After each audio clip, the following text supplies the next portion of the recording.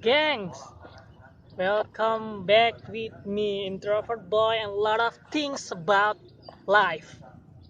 Maybe. Jadi Anda, kenapa ketika dewasa merasa hidup gak berguna dan gak punya tujuan dan ingin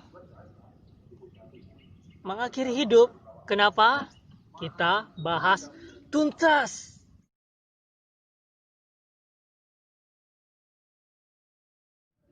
Oke. Jadi buat Anda yang merasa hidup semakin dewasa, semakin tidak tahu arah dan tidak tahu mau melakukan apa, serta tidak tahu menau tentang kehidupan.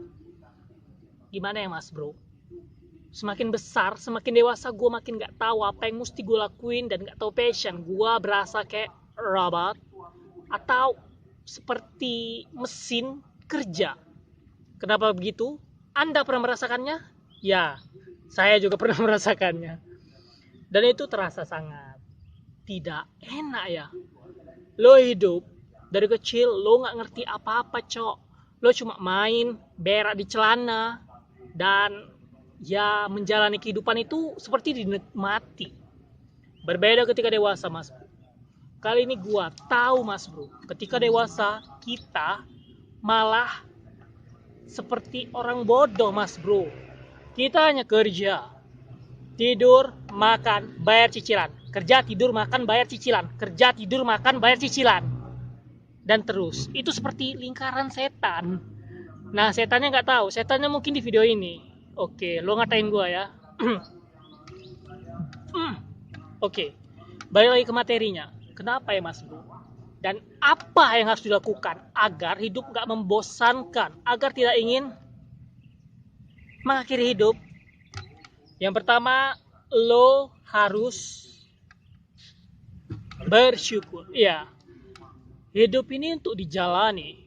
Ada yang pernah bilang, hidup ini pilihan mas bro. Ya memang benar pilihan. Namun bukan pilihan, oh gue milih hidup di Korea lah mas bro. Gue pilih gue pilih hidup yang damai aja mas bro. Gak mau gue ada masalah yang sangat teramat dalam.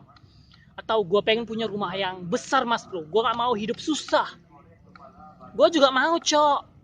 Jadi gini maksudnya memilih kehidupan itu disyukuri dan dijalani. Bukan terlalu banyak mengeluh ataupun kurang ini, hidup gua kurang kaya, hidup gua kurang kebahagiaan. Nggak gitu cok. Kebahagiaan itu bisa kita ciptakan sendiri. Misalnya dalam memecahkan masalah apapun itu dari yang kecil sampai yang besar. Yang menjadi masalah ialah lari dari masalah. Anjir, kinclong ya walaupun agak keling. Kembali lagi ke materinya. Jadi itu ya, jangan pernah lari dari masalah cok. Apalagi membesar-besarkan masalah yang tidak pantas dibesarkan. Cukup itu aja yang besar kalau cewek. Jadi itu ya, jangan pernah membesarkan suatu masalah. Oke, kita bahas pemandangan lagi cok. Masih di tempat yang sama. Anjay.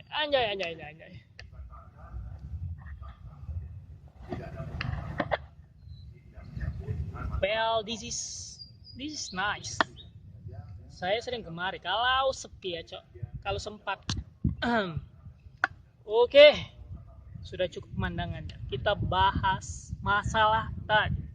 Kenapa hidup makin dewasa makin banyak beban, makin gak tahu arah dan membosankan. Yang pertama adalah lo harus sering-sering bersyukur. Kemudian yang kedua, ini cukup sulit untuk dikatakan.